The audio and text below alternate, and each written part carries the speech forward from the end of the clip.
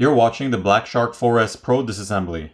If you want to see more videos like this, make sure you like, subscribe, and click on the notification bell so you'll be notified when I upload a new video. And if you need any tools, there are links in the description.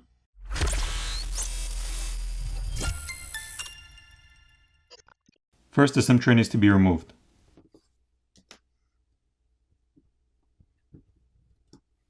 Next, we need to apply heat to the backplate using a hairdryer or a heat gun to loosen up the adhesive underneath, and then we're going to use a plastic pry tool to pry the backplate off. Here's a look at the glass backplate. There are 17 Phillips screws that need to be removed. Once the screws are removed, we can lift up and remove the top covers. And this cover over here has a flex cable attached underneath for this LED light. So we're going to have to lift it up from the right to the left carefully. And then we need to disconnect the flex cable. In the center of this piece is the white diffuser for the LED light on the back. And the NFC antennas bordering it, as well as another antenna over here on the side. The contact points for the NFC antenna flex cable are on the back, as well as the one over here for the corner antenna.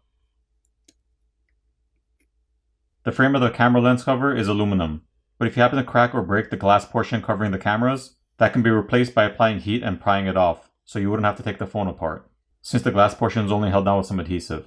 Next, the graphene film needs to be peeled off, and the graphene film helps transfer heat. Now that we have access to the battery cables, we're going to go ahead and disconnect them.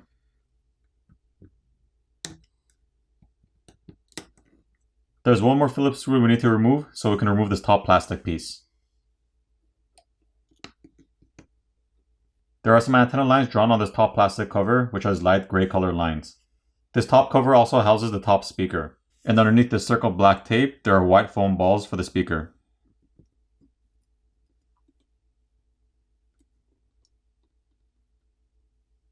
And there's a mesh filter over the opening of the speaker. There's also some thermal paste underneath it.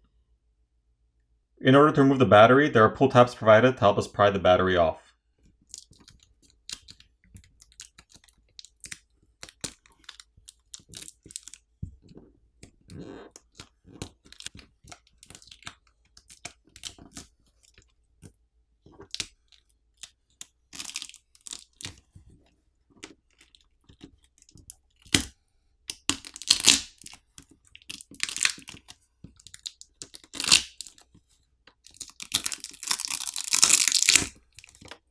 Here's a better look at the two 2250 mAh batteries, which are connected together as one. Now it's time to remove the bottom speaker assembly. On the plastic housing of the bottom speaker assembly, there are some more antenna lines, which are these light gray color lines. There's also a mesh filter over the opening of this speaker. And this bottom speaker also has the white foam balls underneath this black tape. The flex cable connecting the main board to the subboard can be disconnected by just popping it off. There are also two coaxial cables on the bottom right of the subboard, which need to be disconnected by popping them off.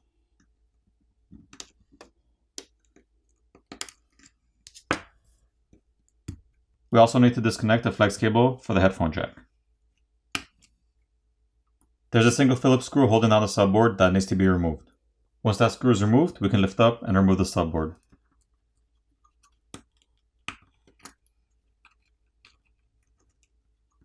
The primary microphone is located underneath this shield. Now that the subboard is removed, we can see the flex cable for the screen, which is connected to this additional flex cable that leads to the main board. So if you needed to replace your screen, you'd have to remove the back plate and remove the screws on the bottom cover and remove the speaker assembly. And then you'd have to disconnect the cables on the subboard and remove the screw and remove the subboard itself to give you access to the screen cable, so you could disconnect that cable. At that point, you would have to heat up the front of the phone where the screen is, so you can loosen up the adhesive underneath and pry the screen off. Apply new adhesive, reapply your new screen, making sure you run the cable back to the opening over here in the mid frame, and then you just reassemble your phone. In order to remove the headphone jack, you just have to pull it out of its socket. So you place the tool in between the headphone jack and the housing, and you lift up and pry it out. The flex cable with the 4 contacts over here leads to the gaming key.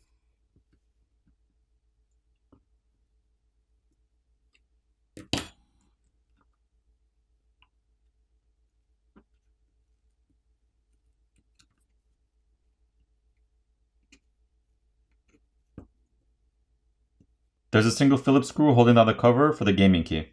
Once the screw is removed, we can remove the plastic cover. And then the metal bracket on the inside can be removed.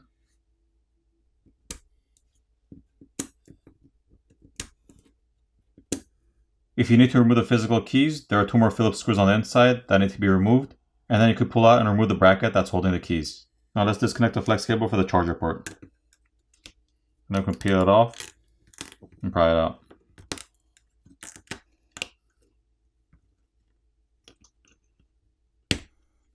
Here's a better look at the charger port, and it has a red gasket around it.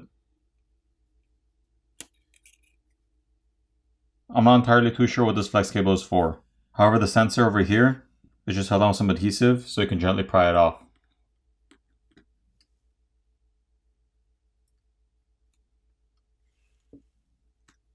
Now let's go ahead and disconnect the rest of the flex cables.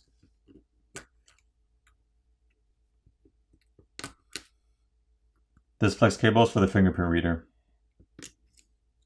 Now keep in mind there is a separate flex cable over here, which is for the power button clicker. So the flex cable for the fingerprint reader itself is separate.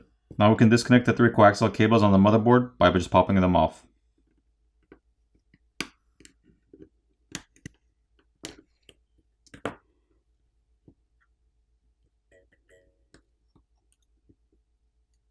The protective tape covering the flex cable for the front facing camera needs to be removed, so we can disconnect that.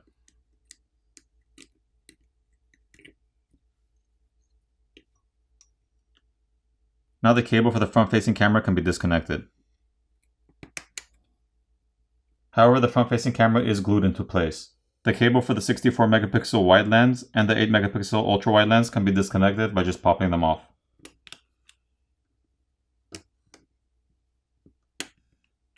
There's a single Phillips screw holding down the main board that needs to be removed. Once the screw is removed, we can lift up and remove the main board. On the main board, the 5 megapixel macro lens cable can be disconnected by just popping it off. There's a secondary microphone underneath the shield, and there's a third microphone on the bottom corner. There's also a copper heat pipe underneath the shield. Once the shield's removed, we can see the copper heat pipe underneath and a lot of thermal paste on top of these chips. And once the copper tape is peeled back, we can see more thermal paste underneath on top of the chips. On the back of the board, the SIM reader is located here, and there's thermal paste here, here, and on the processor as well as these chips. Now that the board has been removed, we can see these copper blocks, which are on top of a copper vapor chamber. And those copper blocks sit on top of the processor and chips on the back side of the board. Here's a better look at those.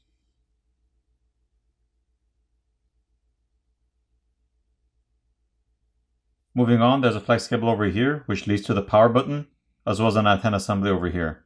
And there are 2 Phillips screws holding down that antenna assembly.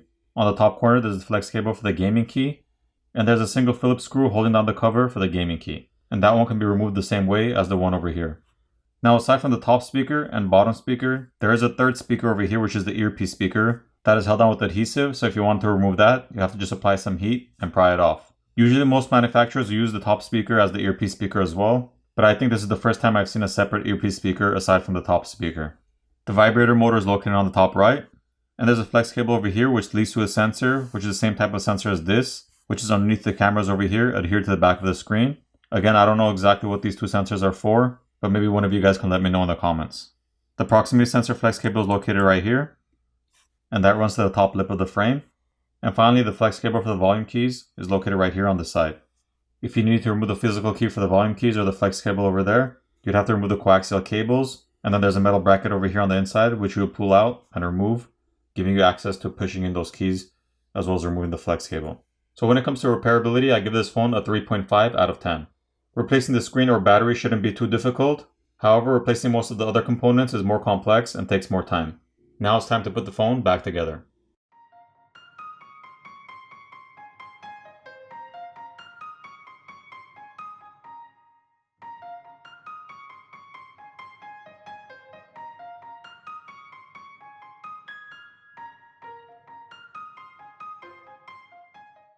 Once all your screws are back in place, apply new adhesive and reapply your back plate.